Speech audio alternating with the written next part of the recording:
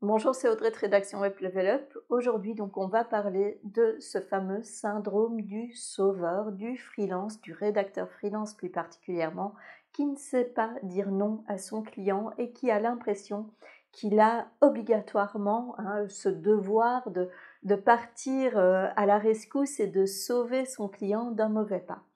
Alors, si on a l'habitude de dire que oui, le client est roi, le client d'abord, etc., il faut tout de même garder à l'esprit que parfois, prendre cette habitude de sauver toujours nos clients d'un mauvais pas peut être plutôt, je vais dire, désavantageux pour notre propre activité.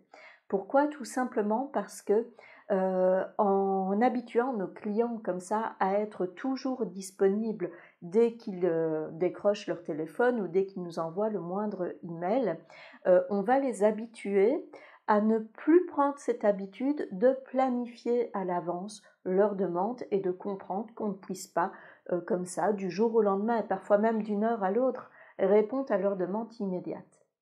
Alors je ne vous dis pas forcément qu'on doit dire non à nos clients et qu'on ne doit vraiment pas mettre des éléments, des choses en pratique pour aller les aider, c'est pas ça du tout, mais je dis juste qu'il ne faut pas les habituer à ce qu'on soit disponible immédiatement pour eux à chaque fois. Donc ça, c'est déjà quelque chose que vous devez tenir compte si vous ne voulez pas tout simplement que votre organisation soit constamment chamboulée.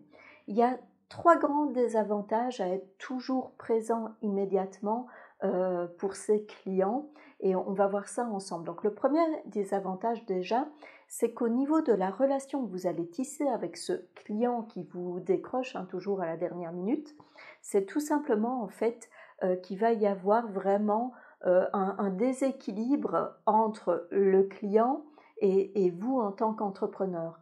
Donc le client arrive plutôt dans une position de conquérant et pour finir, il va trouver ça tout à fait normal que vous arrêtiez absolument tout pour lui pour répondre à sa demande immédiate. Alors forcément, il y a des clients chez qui c'est habituel ce type de comportement, qui partent du principe qu'ils sont le client et que vous êtes le prestataire et que vous allez devoir répondre immédiatement à la demande. Et puis il y a des clients qui se retrouvent vraiment pour une fois en situation délicate et qui vont avoir besoin d'un coup de main immédiat. Alors, dans ce deuxième cas, forcément, vous pouvez dire oui, c'est pas un problème. Le problème, c'est à partir du moment où un client a pris vraiment l'habitude que vous, en tant que rédacteur web, il n'y a qu'à vous appeler, vous dire j'ai besoin de ça tout de suite, j'ai besoin de ça pour demain. Bien souvent, c'est même pour le jour avant, c'est déjà trop tard quand il vous appelle. Et en fait, ce qui se passe, c'est que son stress à lui, il le retransmet sur vous. Et ça a un impact vraiment sur le rapport que vous avez à votre travail également. Donc vous allez commencer à accumuler du stress supplémentaire. Pourquoi? Parce que déjà la mission qui vous est confiée est une mission où vous allez devoir travailler relativement vite, dans des conditions qui ne sont pas forcément favorables, parce que bien souvent on n'a pas toutes les infos, on est parachuté dans un projet, soit qui a déjà accumulé du retard, soit qui ne se passe pas très bien et donc vous venez là en roue de secours. Donc il y a déjà un contexte de travail qui est vraiment pas agréable pour nous en tant que rédacteur web freelance. Ensuite, il y a aussi un autre problème, c'est justement que votre client, en fait, en transmettant cette charge mentale, son stress sur vous, eh bien, vous n'allez pas être dans des bonnes conditions non plus pour travailler. Et surtout, le fait de bouleverser complètement votre planning va vous amener à une troisième conséquence. Et cette conséquence, c'est quoi? C'est que pendant que vous êtes en train d'essayer de sortir de l'eau, de vraiment sauver ce client qui exige un travail immédiatement de votre part, c'est que vous êtes obligé de repousser des missions et donc vous vous mettez en porte-à-faux en fait un petit peu avec vos autres clients. Vous allez devoir repousser certaines deadlines, certaines échéances vers d'autres clients et pour en sauver un, eh bien, vous avez peut-être 4 ou 5 clients qui vont devoir attendre votre retour. Donc, en fait, vous sortez vraiment un client de la noyade, mais il y en a 4 là qui font tout leur possible pour sortir la tête hors de l'eau. Donc on se retrouve vraiment dans une situation très délicate quand on a ce fameux syndrome du sauveur en rédaction web. Et ce qu'on risque, eh bien, c'est que ces clients que l'on fait attendre pour sauver un client qui a pris l'habitude de nous décrocher au dernier moment, eh bien, ces clients que l'on fait attendre, eh bien, parfois, eux aussi vont avoir une urgence et vont se dire non, là, je peux vraiment pas l'attendre, je suis désolée, moi aussi, ma communication, elle est importante, j'avais planifié cela suffisamment de temps à l'avance, ce rédacteur ou cette rédactrice était prévenu, je vais me tourner vers une autre personne. Et le risque, en fait, eh bien, c'est que, vu qu'ils ne peuvent pas attendre que vous soyez disponible, eh bien, c'est qu'ils trouvent un autre prestataire à qui confier la mission.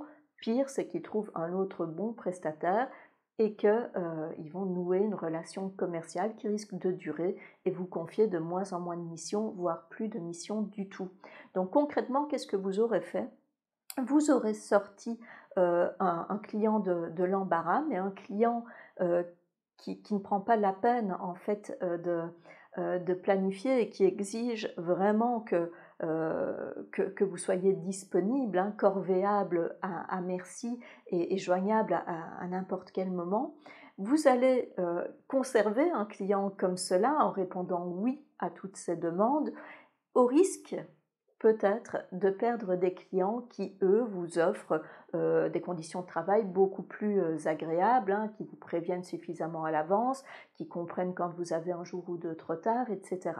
Donc il faut vraiment faire attention à cela et ne pas vous laisser avoir par ces clients qui souvent ont énormément d'assurance, vous décrochent, ont souvent des compétences en management qui sont assez élevés et qui vont réussir à vous motiver en disant allez on va jusqu'au finish là, on se lance, c'est bien, le projet il avance bien, etc. Ils vont même réussir parfois à vous mettre relativement à l'aise dans une dynamique vraiment de travail qui peut parfois sembler sympathique, hein, parce qu'on s'investit dans un projet, etc. Mais malheureusement, ça a un gros impact sur le reste de notre clientèle, sur notre charge mentale, sur notre santé physique parfois aussi, parce que la fatigue s'accumule et qu'après une session, hein, qui peut parfois durer plusieurs jours de travail intense comme cela, vous n'avez pas le temps de récupérer. Pourquoi?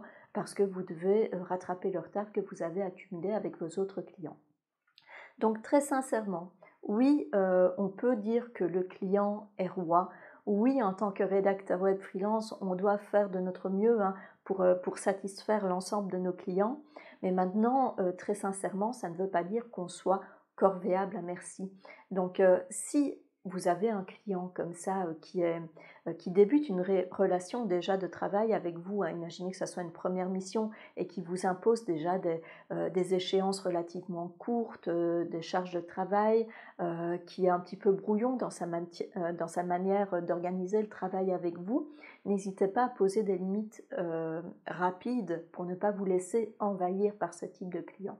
Ensuite, il y a aussi une autre solution, c'est que pour des clients qui ont l'habitude de travailler comme ça, et nous, notre rôle, c'est pas non plus de les faire changer, hein, forcément, c'est de leur faire comprendre, de dire écoutez, je comprends bien, hein, que vous êtes dans l'embarras, que vous avez un besoin rapide, etc.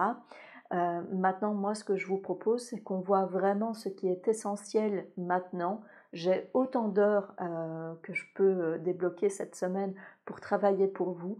On peut voir vraiment ce qui est essentiel et puis je vous propose de reporter ça, le reste à la semaine prochaine ou à la semaine d'après, pour vraiment pouvoir travailler dans des conditions de travail relativement correctes, hein, qui pourra assurer un travail de qualité. Mais aussi, vous comprenez bien que j'ai des engagements vis-à-vis d'autres clients et que je ne peux pas me permettre de repousser leur projet comme ça.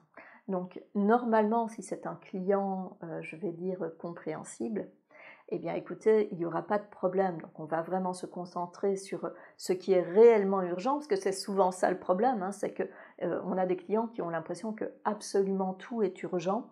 Eh bien, on va se concentrer réellement sur l'urgent et le reste va pouvoir être intégré à votre planning de travail correctement.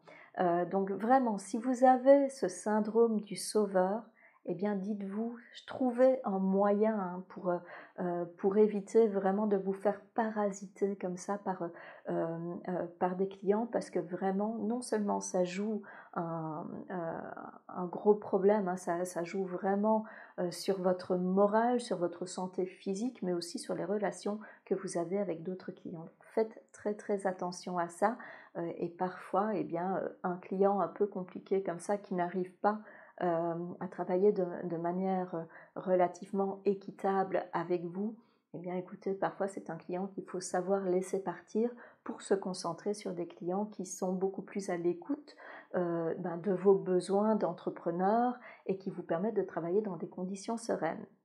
Je vous dis à très bientôt pour une autre vidéo. N'oubliez pas de vous abonner à cette chaîne et à bientôt.